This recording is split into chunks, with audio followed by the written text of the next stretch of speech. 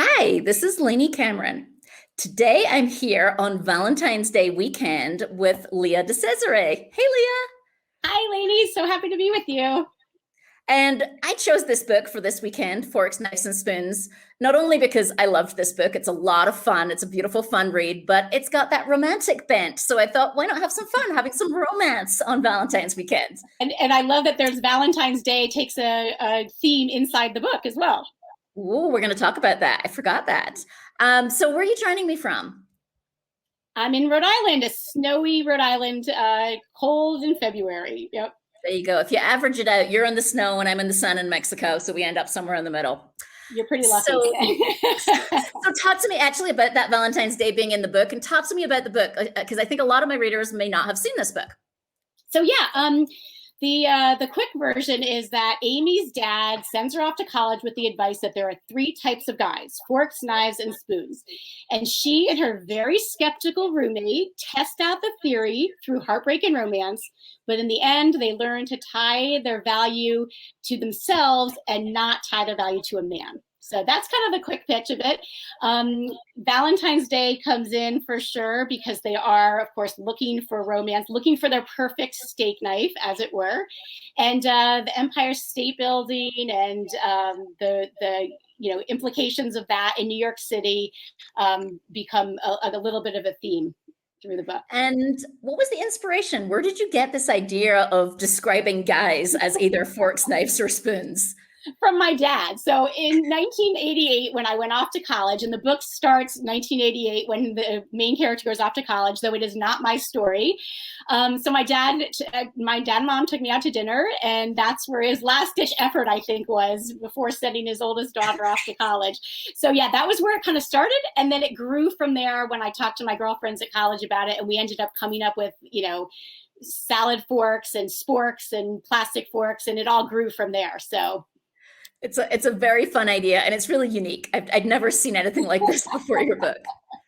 So let's take a quick peek at the reviews. Let's take a quick look here. And here's one review from Christina Alger, who's the author of The Banker's Wife, another book that's done phenomenally well. And I thought she caught this idea of it's a warm, wonderful, fun read. I'll tell you that the common words, I actually looked at your reviews on Amazon, and the common words are fun, a trip down memory lane, engaging, lighthearted, funny, hard to put down, heartwarming, and a lot of people commenting that they love the 80s vibe and kind of the retro going back to the 1980s in this book. Thank you. Well, that's fun to hear, all those nice things. But yeah, I think the nostalgia of it is very much resonating with women who lived through it, right? Women more my age, your age. And then with the younger, it's something I didn't anticipate, like moms and daughters reading together. The younger set is really resonating. I even just got another email last week, just out of the blue, somebody who was in college, just graduated, and said it really spoke to her because she'd missed out on her last year of college with COVID. And she's like, I felt like I learned lessons from that. It was just the most touching thing. So I feel like it's an interesting divide of where people are hitting, with it. Yeah. Yeah, I loved the 80s nostalgia. And you mentioned various songs. I remember finding myself singing along at various points in the book. So let's talk about editing. Did this book change a lot as you were editing it from the original to the final version? Well, you know that it did, because as a writer, we all know that first version, it never looks anything like what ends up being published. But one fun thing to note, I would say, is I just mentioned that my mom and dad took me out to dinner where this idea spurred from. So Amy in the book did have a mother at one point. And then I was talking at the Muse in the Marketplace to amazing New York Times bestselling authors, Ann Hood and Jackie Michard. And as I told them a little about it, that night, the mom disappeared. So we took away the mom. And so that was one big change. And yeah, I even changed the ending, a complete 180, but I won't want to share what that is. But yeah, it changes so much. And it's such a fun process to see where does it take you. That's cool. That's very interesting that that changed. You know, there's a famous writer trope here that, like, if you look at the Disney princesses, until recently, they're all orphans, right? They're Right. either, there's a reason they have the wicked stepmother trope, but the idea is if you take away the parents, you're giving early childhood trauma, and therefore it changes the character. But it's very interesting. Now everybody's going to go see this. Like, all the Disney princesses have some It's kind of very parent true. issue. Yeah, and the reason was that they, you know, for her to buy into this theory so much, her father had to be a little older, and it had to be only them for so long that she could really, really buy into it. So Oh, that makes sense. That makes perfect sense. So, do you get a chance to read? Have you had a chance to read anything recently? tons. I love reading. I do audiobooks. I'm always listening to one and reading one. So I'm very excited to share our dear friend Nancy Johnson. I Oh, just finished yes. The Kindest Lie. I even have a Yes. paper copy of this one. There you go. Awesome. Kindest Yay, Lie. Nancy. So I loved that story. It was such a great story. I was really happy to read that. And the next book I'm going to read is by our friend Erin Bartles. I love this cover, and I've had it on my bookshelf for a while because I know it just came out in January. But I am so excited to be able to dive into that one next. So yeah, I'm always Oh, yeah, reading. I'm excited about that one too. I can't wait to read that one. And Erin's other books are fabulous. I mean, she's a multiple-time award winner at this point, so I love her books. She's such a fabulous writer. So, talking about awards and writing, what advice do you give to writers who are trying to do what you did, which is put out a book that is so well reviewed? Yeah, I'd say something that I kind of came into more the hard way was that, you know, I learned the craft as I was writing. And I think the best advice is really to study craft and understand that. So, you know, once you know the rules, you can more confidently break them and work within those. But I think studying the craft is really an important part. And I would also say understanding business and the business of publishing specifically is also another really good skill.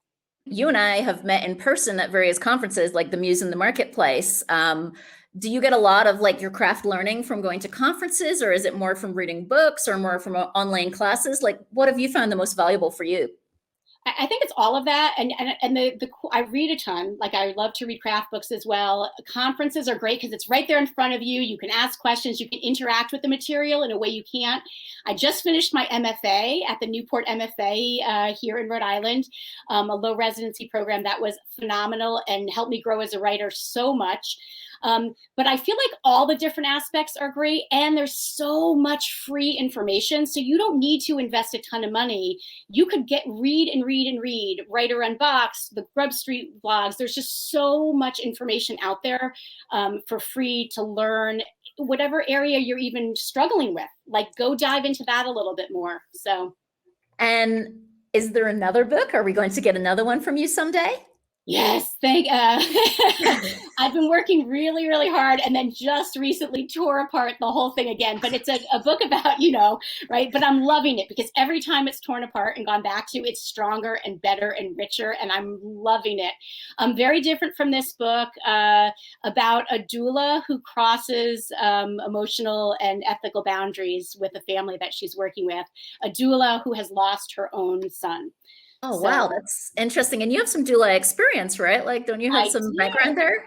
Yeah, I was a doula for about 10 years. So this is sort of where that germ started, and then it's just grown and changed in the writing. A good prompt that I'm going to put up the slide that if folks want to follow you to hear about your next book as well, once they read and enjoy this one, you're at Leah.DeCesare on Instagram and LeahDeCesare.com. And I, for one, I'm looking forward to seeing the next one as well, given how much I enjoyed this one. Thank you. I'll have you be an early reader, so I'll need some good feedback early on. Perfect. And anything else before we wrap up here? So thanks so much for having me. So much fun, and always happy to chat with book clubs and talk with anybody. Love talking with people, as you know, who have read your book. There's like almost nothing better for a writer than to have that interaction with people who have read it. So no, but I just really appreciate you having me. Have a happy Valentine's Day weekend, everyone. May your life be full of romance, love, and joy. Yes, whatever that looks like for you. I hope you have a happy Valentine's Day and take care of yourself and treat yourself this weekend. Absolutely. Bye, Leah. Bye.